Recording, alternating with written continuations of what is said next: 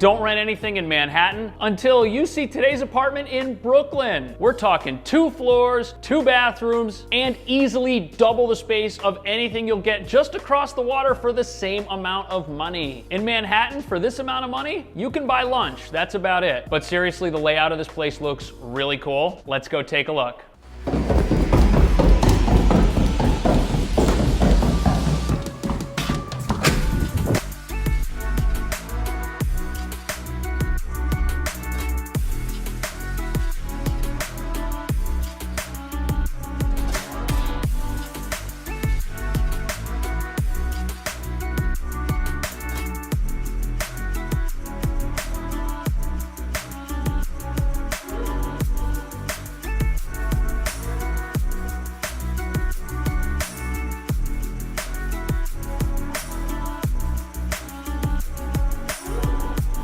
All right, here we are. Right now we are in the middle of a blizzard and the walk here was treacherous. At least we don't get storms like this too often in New York. That's a good thing. Better close the window because snow's getting in. The closest train station is the G. That's the station that we got off at, and between the train station and the apartment, there were tons of little restaurants and cafes. This looks like a really fun neighborhood. I saw 4 or 5 coffee shops, one of which was a Dunkin' Donuts, but since there were 4 or 5 other coffee shops, you can avoid it. Now, the commute here wasn't that bad. It took about 35 minutes to get here, but even though we're not in Manhattan, this is definitely a neighborhood where you can go out, you can hang out on the town, you can spend time with friends, and you don't have to go very far to do it because, again, there's just so much to do here locally. This is one of the newest buildings in the entire neighborhood. It was just built. And down here in the basement of the building, there's a storage room. And I was told one of these is gonna be turned into a laundry room. Now, it might not end up being the biggest laundry room, but that's not gonna matter because this floor behind me only has 1, 2 apartments. And the floor that we're on, which is the 4th floor, only has 3 apartments on it. So it's a small building. There's not a lot of traffic here at all. And since our apartment's a duplex on the top floor, we get a private deck.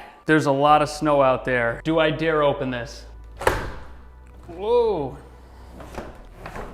Upon further inspection, it looks like it is shared with the neighbor's apartment, but it's divided nicely into 2 different sections, and you've definitely got your own portion of this for sure. This is definitely much nicer than anything you'd get in Manhattan for $2,100 a month. Now what we're gonna do is check this place out so that you can see what it would be like to live here. And some weeks I make 3 apartment tours, but lately I've been making 6. So make sure you subscribe or you might miss one. Right after you walk in, there's a little area where you could put your shoes and maybe a set of hooks against the wall. There's also video intercom, so if you've got a stalker, you can press these buttons and see what they're up to. Unless there's a snowstorm, then you won't be able to see anything. Then you walk past the bathroom and into the living space. This is great, 20 feet 1 inch by 8 feet 8 inches. In Manhattan, something this big and this nice, you're not getting a staircase, you're just getting the downstairs, and it's a studio for $2,400. Anyways, here's how I think you should set this up. The entertainment center, if you have one, goes over here. Across from that, you put your couch. Then you can put a dining table right over here. The one downside with this living space is that because of the staircase, you've got to work around it. Now, this isn't necessarily a bad thing because it does make a nice divider between where your hangout space is going to be and where your dining setup might be, but it is something to keep in mind. Either way, with the right setup, this will be a comfortable apartment where you can hang out, watch movies, eat dinner, whatever you want. It looks like we've got modern heating and air conditioning here too. And even though we're not facing the street, we've got a pretty cool view of the backs of some of these local buildings. And it's bright in here now, even though it's overcast and snowing. I'm sure that when it's a clear day, there's gonna be a lot of sunlight in this apartment. Right over here, we've got a closet. This isn't bad, but if you need more storage than this, there's plenty of space for a standing closet or a wardrobe. And you could definitely make use of this space underneath the stairs. What you'd store down there, I'm not sure of right now, but since it's next to the kitchen, you could put a rolling countertop there if you needed one.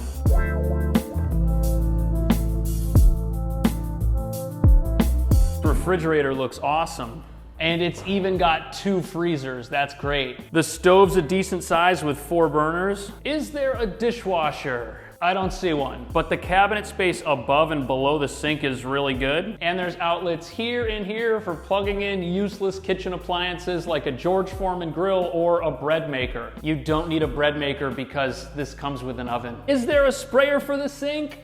Yes! All right, because this is here, you might have an easier time cleaning your dishes. If you agree that it's insane more New York apartments don't have stuff like this, make sure you like this video. So far, we're on a roll. Let's head upstairs and check out the bedroom.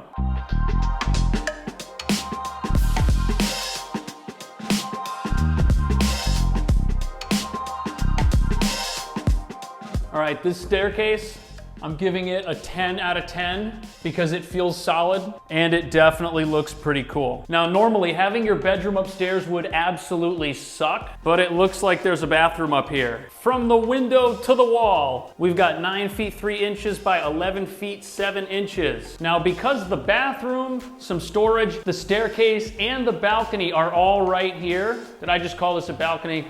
It's not a balcony. Anyways, since all of this is on that side of the room, it does mean your bed's gonna have to go in this corner, perhaps against the wall here or all the way in the back. Either way, you'll be able to get up to a queen size bed in here, no problem. And if the bed's over here, you could use all of this for additional storage.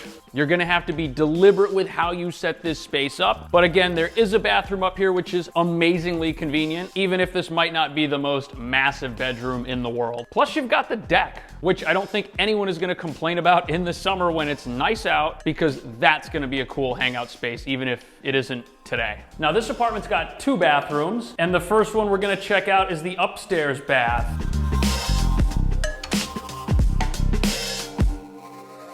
Which is a full bath with a nice standing shower. That looks like a relaxing shower head. This is pretty big. I'm glad they didn't put a bathtub up here because getting in and out of this is super easy. Now, this mirror is not a medicine cabinet, but we do have decent storage beneath the sink, and there's no window in here, but there is a fan up here for ventilation. Also, the lighting in here is great. Now, the second bathroom is right over there.